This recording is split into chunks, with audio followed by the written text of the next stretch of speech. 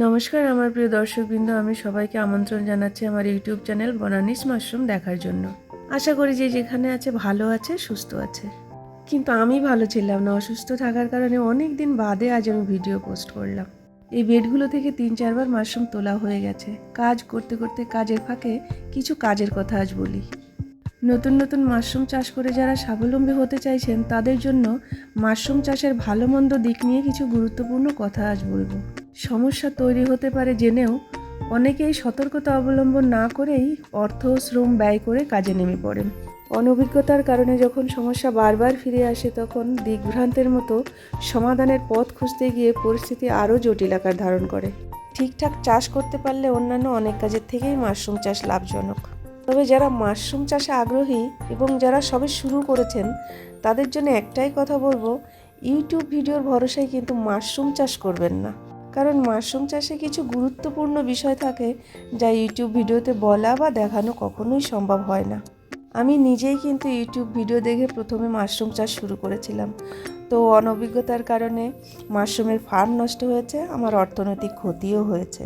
তারপর একবার দুবার নয়, 3বার মাশরুম চাষের ট্রেনিং নিয়ে অবশেষে মাশরুম চাষ করে আমি এখন আমার সংসার চালাতে পারছি। তার মানে এই নয় যে সবারই 3বার করে ট্রেনিং নিতে হবে। অ্যাকচুয়ালি আমার 3বার ট্রেনিং নেওয়ার কারণ হচ্ছে, প্রথম আমি যার কাছে ট্রেনিং নিয়েছিলাম উনি ভেবেছিলেন আমার দ্বারা মাশরুম চাষ করা সম্ভব নয়, যে কারণে উনি আমায় ঠিকঠাক শেখাননি। আর দ্বিতীয়জন ফরমালিন, ব্লিচিং এবং বিভিন্ন ধরনের পয়জনিং মেডিসিন ব্যবহার করে মাশরুম চাষ শিখিয়েছিলেন। তখন আমি ভাবছিলাম যে মাশরুম তো অ্যাকচুয়ালি একটা ওষুধি খাবার, তো অনেকেই যেহেতু খাবারটা খুব দামি, তো অনেকেই কিন্তু ওষুধ হিসাবেও মাশরুমটা খায়, কারণ আমি নিজেই খাই। কারণ ভিটামিন B12 বা ভিটামিন ডি এগুলো আমরা মাশরুম থেকে খুব সহজে পেতে পারি, যেগুলো চিকেনের থেকে অনেক বেশি থাকে। তো যাই হোক না কেন, তো আমি ভেবেছিলাম যে কি করে পয়জন ছাড়া আমি মাশরুম চাষ করতে পারি, যা খেয়ে কখনো কারো অ্যালার্জি জাতীয় বা পেট ব্যথা বা অন্যান্য রোগের সঙ্গে সে যুক্ত হয়ে যাবে না এই মাশরুম খেয়ে। তো তখন আমি যে ভদ্রলোকের কাছে লাস্ট ট্রেনিং নিয়েছি ওনার নাম সমরেশ পাল। যেহেতু ওনার বাড়িটা অনেক দূরে চন্দননগর, তো আমার ওখানে গিয়ে ট্রেনিং নেওয়া সম্ভব ছিল না। তো ওনাকে অনুরোধ করাতে উনি আমার বাড়িতে এসে ট্রেনিং দিয়ে গিয়েছিলেন, হাতে কলমে শিখিয়েছেন। তো শুধু উনি যে শিখিয়ে গেছেন, 2 পয়সা নিয়ে গেছেন সেরকম ব্যাপার না। এখনও আমি যখনই কোনো সমস্যায় পড়ে ওনাকে জিজ্ঞাসা করি যে আমার এটা সমস্যা হচ্ছে বা এটা কি করব, এটা কিভাবে করতে হবে, উনি তৎক্ষণাৎ আমাকে ফোনে সেই সমস্যার সমাধান দিয়ে দেয়। তো একজন ভালো শিষ্য হতে গেলে একজন ভালো গুরু কিন্তু অবশ্যই দরকার।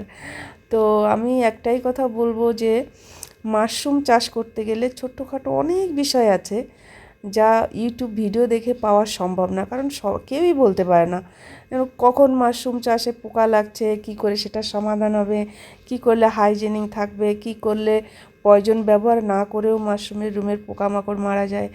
তো এগুলো কিন্তু হাতে কলমে শেখার বিষয়। এগুলো কিন্তু ওই মানে ভিডিও দেখে চট করে যে এভাবে লাগান এভাবে অনেক মাশরুম হচ্ছে, বা এভাবে সিডস এনে মাশরুম বেড তৈরি করতে হয়, সিলিন্ডার তৈরি করতে হয়, এইটুকু দেখে কিন্তু সম্পূর্ণটা জানা, বোঝা বা শেখা সম্ভব নয়।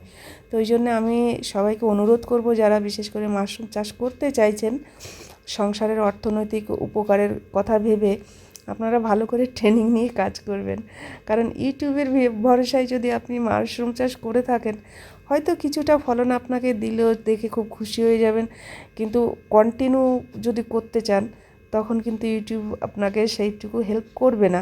কারণ তখন ওই স্ক্রল করে করে অনেক ভিডিও আপনাকে খুঁজতে হবে যে কোথায় কী বলেছে, কে কী বলেছে। তার থেকে 2 পয়সা খরচা করে একটু ট্রেনিং নিয়ে নিলে হঠাৎ মাশরুমের ফার্ম নষ্ট হয়ে অর্থনৈতিক ক্ষতির হাত থেকে বেঁচে যাবেন। এতক্ষণ ভিডিওটি দেখার জন্য অনেক ধন্যবাদ। এমন গুরুত্বপূর্ণ তথ্য পেতে সাথে থাকুন। আর আমার ভিডিওটি দেখে যদি আপনাদের কারো ভালো লেগে থাকে তো আশা করব অবশ্যই সাবস্ক্রাইব, লাইক, শেয়ার, কমেন্টস করে পাশে থাকবেন। পরবর্তী ভিডিওতে আবার দেখা হবে। ততক্ষণ সবাই ভালো থাকুন, সুস্থ থাকুন।